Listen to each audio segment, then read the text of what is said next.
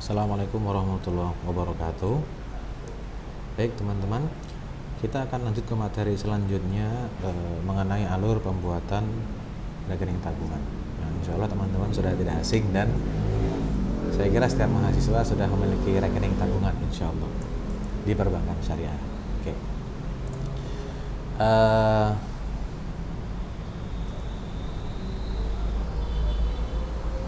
Untuk materi yang kedua ini mengenai setup AO, mengenai aplikasi setup dan rekening tabungan. Jadi ini adalah modul yang berbeda. Yang pertama adalah modul setup, kemudian yang kedua menggunakan modul CSBO.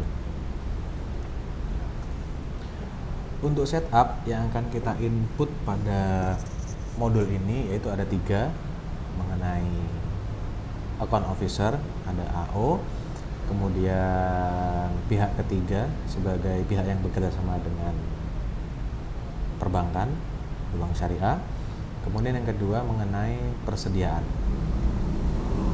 Oke, jadi persediaan nanti untuk memudahkan teman-teman ketika input alur pembiayaan murabahah yang ada sangkut pautnya nanti dengan aset dan sebagainya. Oke, yang pertama ada fungsi dari alur aset setup. Sebenarnya banyak ya untuk submenu dari setup ini, tapi yang kita gunakan insya Allah dalam satu semester hanya tiga poin. Yang pertama adalah account officer, pihak ketiga, dan persediaan. Nah, di sini nanti teman-teman akan mensimulasikan diri kalian, bisa sebagai CS, bisa sebagai teller, bisa juga sebagai AO, bahkan juga bisa menjadi supervisor. Nanti akan di rolling, akan diganti ketika pertemuan, bahkan nanti ketika ujian seperti itu. Oke. Yang pertama, account officer ini dibagi menjadi 2, ada AO ref, ada AO handler. Gunanya adalah untuk mengetahui siapa yang menjadi untuk ini sebenarnya untuk kebutuhan verifikasi atau otorisasi alur nantinya untuk pembuatan rekening ya. AO referensi itu digunakan untuk mengetahui siapa yang mereferensikan seorang calon nasabah ketika datang kepada pihak bank dan ingin membuat nomor rekening. Jadi siapa nih AO-nya? Kemudian yang kedua ada AO handler yang menghandle nasabah tersebut bisa menjadi seorang nasabah. Oke. Yang kedua adalah pihak ketiga, yaitu mitra perusahaan dengan lembaga keuangan. Bisa saja ini nanti pilihannya ada banyak teman-teman, bisa dealer, kemudian ketika kebutuhan untuk membeli suatu produk seperti motor, mobil, kendaraan bermotor ya.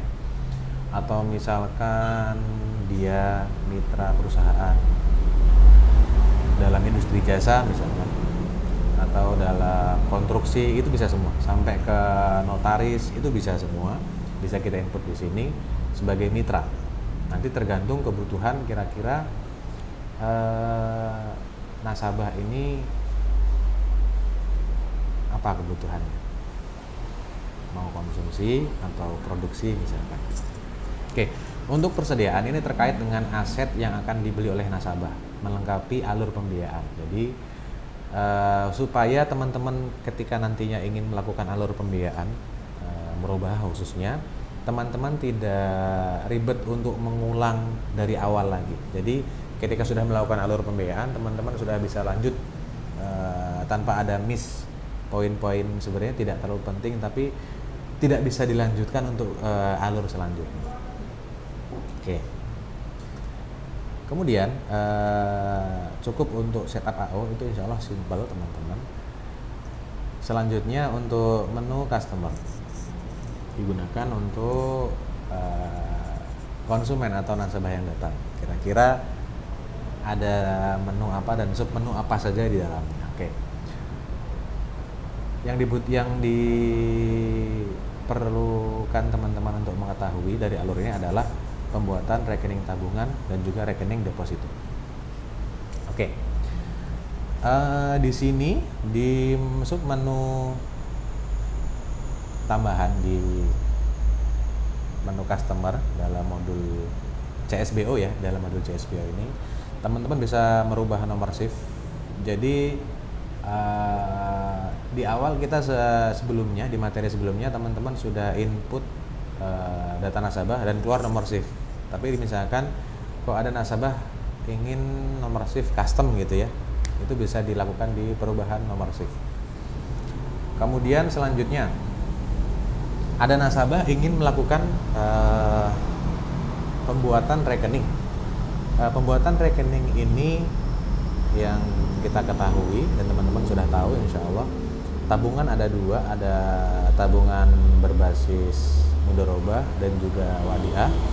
Nah, ketika nasabah datang ingin melakukan pembuatan tabungan mudharabah, rekening tabungan mudharabah, kok merasa saya kira bagi hasil misalkan ya, bagi hasil yang didapatkan oleh bank kecil nih, tapi ternyata nasabah merasa kurang puas dan dia ingin merubah ke wadiah, itu bisa, itu ada di perubahan produk customer.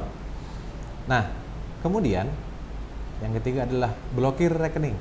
Blokir rekening, debit, saldo, dan pembiayaan itu bisa dilakukan di menu customer di submenu dari modul CSBO ya. Biasanya untuk blokir rekening ketika ATM hilang atau buku tabungan hilang, atau misalkan ada penarikan tidak wajar gitu ya, itu bisa dilakukan di sini. Nah,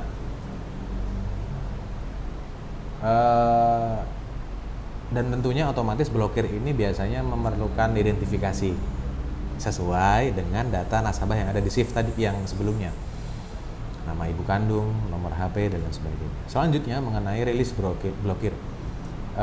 Ketika seorang nasabah merasa, oh ATM saya ketemu nih, oh buku tabungan saya ketemu nih, udah nggak ada masalah nih dengan rekening saya. Kira-kira rekening saya, tabungan saya bisa kepakai lagi nggak ya? Nah, itu bisa dirilis blokir. Jadi blokir yang dilakukan oleh pihak bank untuk membantu keamanan nasabah atas rekening tabungannya itu bisa dirilis kembali. Jadi bisa digunakan kembali. Apakah syaratnya? Otomatis untuk syarat dan ketentuan itu menyesuaikan dengan SOP masing-masing bank. Itu akan berbeda. Tapi kalau umumnya otomatis kalau untuk blokir, misalkan kehilangan, otomatis harus lapor dulu dengan surat kehilangan ketika ingin ganti KTP. Itu wajar lah teman-teman, saya kira sudah paham dengan alur. Kemudian ingin mendaftarkan blacklist. Nasabah ini sudah masuk call 4, call 5, ini sudah masalah nih, pembiayaannya tidak beres dan lain sebagainya. Termasuk nasabah yang di warning oleh pihak bank, itu bisa didaftarkan ke blacklist di pihak bank. Kemudian perlu diingat, ini penting untuk teman-teman, setiap alur di samping yang tadi yang ada di kiri ini, rekening, tabungan, deposito, alurnya apa saja, kemudian mengenai tambahan ini ada perubahan nomor shift, semuanya sampai daftar blacklist apa saja, semuanya ini semua setelah selesai dan disimpan harus melakukan otorisasi. Nah, siapakah yang berwenang melakukan otorisasi? Otorisasi ini adalah wewenangnya, atau ini ya, validasi. Ini adalah wewenangnya atasan. Kalau misalkan kepala kantor kas ya kepala kantor kas. Kalau misalkan kepala kantor cabang ya seperti itu. Atau misalkan SOP-nya misalkan kepala teller, atau misalkan kepala CS atau atasan di AO, itu masing-masing nanti sesuai dengan SOP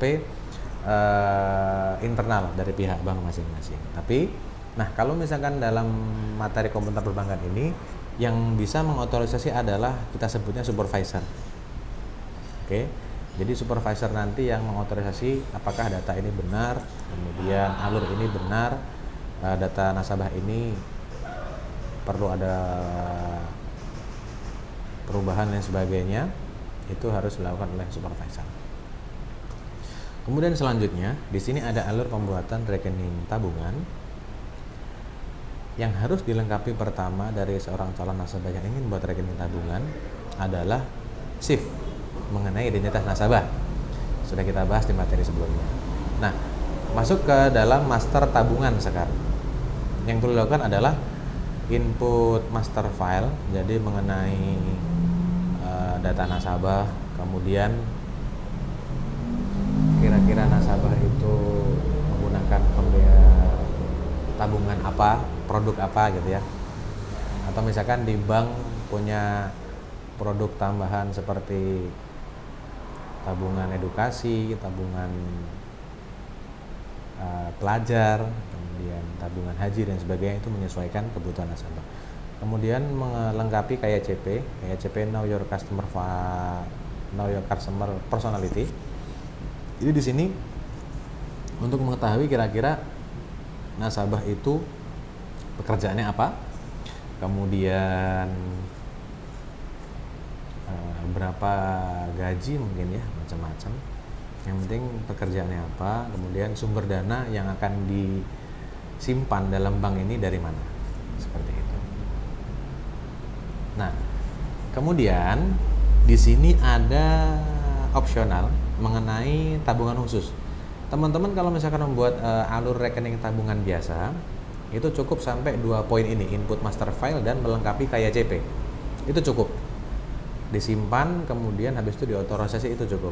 Akan tetapi ketika ada nasabah, itu menyesuaikan dengan produk masing-masing bank ya. Ketika nasabah ditawarkan atau dia ingin membuat misalkan tabungan berjangka atau tabungan investasi untuk anaknya di masa mendatang, atau tabungan nikah misalkan, di mana setiap bulan harus nyetor berapa berjangka ya, itu bisa di input di opsional atau tabungan khusus ini. Tapi jika tidak, cukup di-uncheck nantinya ketika teman-teman simulasi di Labcom, disimpan dengan 2 alur di atas, cukup, kemudian selesai. Ketika sudah disimpan, maka otomatis akan keluar nomor rekening. Nah, jadi atas nama A misalkan, dia sudah mempunyai nomor SIF yang sebelumnya sudah di-input, kemudian keluar nomor rekening. Tolong teman-teman ketika melakukan simulasi praktikum nantinya, ketika di Labcom, otomatis akan input data nama kalian sendiri. Nah, untuk nomor SIF dan nomor rekening tabungan, tolong dicatat. Karena ini untuk kebutuhan teman-teman bisa jadi selama 1 semester nantinya. Karena akan digunakan untuk deposito, digunakan untuk input jaminan, digunakan untuk input aset semuanya. Nantinya untuk kebutuhan itu. Sampai pembiayaan. Oke, alur ketiga adalah otorisasi. Pihak yang berwenang adalah kepala kantor atau supervisor yang sudah saya sampaikan sebelumnya. Oke. Nah, pembuatan rekening itu belum selesai ketika nasabah belum nyetor otomatis, karena di situ ada angka nominal yang disampaikan oleh pihak bank. Dan ini masing-masing tidak bisa disamakan. Ada yang bank itu minimal setoran pertama 100.000. Ada bank yang minimal setoran pertama boleh 50.000. Ada bank yang setoran pertama harus misalkan 300 atau 500, itu masing-masing ya. Nah, teman-teman bisa di-combine, dapat informasi dari mana, referensi dari mana, itu bisa di-input di sini. Oh, saya punya kesepakatan sama teman-teman kelompok saya, misalkan inputnya 10.000 atau 100.000, atau misalkan input 500.000, itu boleh masing-masing. Nah, untuk alur setoran otomatis ini sepaket dengan alur teller. Jadi yang dibuka dari modul dalam aplikasi IBA ini, yang pertama adalah CSBO. Ketika misalkan sudah selesai sampai tahap otorisasi, tahap selanjutnya harus membuka modul teller. Karena di sini untuk menginput data nasabah yang akan setoran, siapa yang akan setoran dan sebagainya. Tapi di sini setoran. Oke. Nah, nanti untuk alur teman-teman lebih jelasnya bisa kita bahas ketika sudah simulasi menggunakan aplikasi di Labcom. Terima kasih. Saya kira cukup untuk rekening tabungan. Assalamualaikum warahmatullahi wabarakatuh.